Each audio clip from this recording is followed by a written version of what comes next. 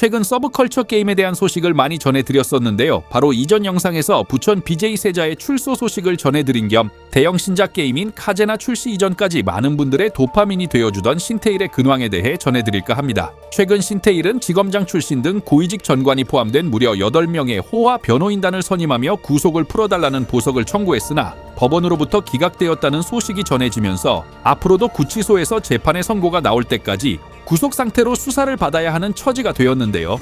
선고 재판에서도 수년간의 실형을 받을 가능성이 매우 높게 점쳐지고 있기 때문에 사실상 앞으로 몇 년간은 사회와 단절된 채로 사회에 대한 소식은 옥바라지 전문 업체들이 발행하는 잡지물 등을 통해서나 접해야 하는 상황에 놓이게 되었습니다. 신테일의 구치소 내부 근황에 대해서는 친동생인 이승희와 신테일이 가장 믿고 있는 사람이라고 말하는 남구, 그리고 그 외 가깝게 지냈던 BJ들을 통해 몇 가지 소식들이 전해졌는데요. 우선 신테일은 현재 구치소 내에서 하루에 한 끼 내지 2끼가량의 식사를 하며 꽤 잘 지내고 있으며 수감되어 있는 방에서는 이미 방장이 된 지 한참 되었다고 합니다.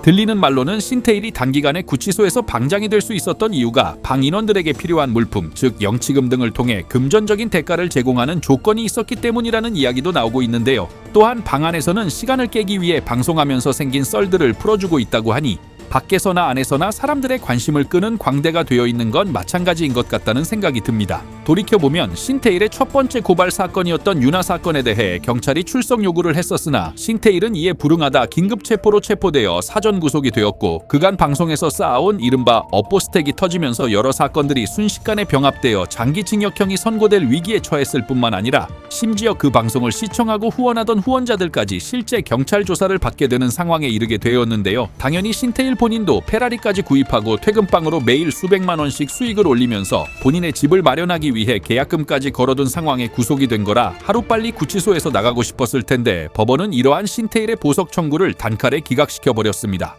보석 신청의 경우 피고인인 신테일이 보증금을 내거나 증거를 인멸하지 않겠다는 서약서를 작성하는 등의 조건부로 허가할 수 있지만 반대로 도주하거나 증거를 인멸할 우려가 있다고 판단되면 청구를 기각하게 되는데요. 신테일이 구치소에 수감되었을 때부터 신테일 크루뿐만 아니라 해당 사건을 다루는 일부 변호사들도 신테일은 출석 불응으로 체포가 되었던 만큼 보석 허가의 가능성은 거의 없다고 봐야 한다는 의견을 내놓았었는데, 그 예측대로 법원은 신테일의 도주 우려 등을 감안하여 보석 청구를 기각해버린 것입니다. 다음 재판은 해를 넘겨 2026년 1월 20일에 열린다고 하는데, 이를 두고도 네티즌들은 신테일이 제발 5년 이상 받길 바란다, 징역 몇 년을 받든 타인에게 피해를 끼치는 기행적인 방송으로 돈을 벌어온 것에 대한 업보라는 반응을 보이고 있습니다. 사건은 최근까지도 다수의 방송 후원자들에 대한 조사가 이어져 왔었고, 그 수가 상당하다고 하니 1월 20일의 재판에서도 바로 선고가 날지 아니면 또다시 속행이 될지는 지켜봐야 할 것이며, 신테일과 관련된 새로운 소식이 전해지면 또다시 빠르게 전해드리도록 하겠습니다.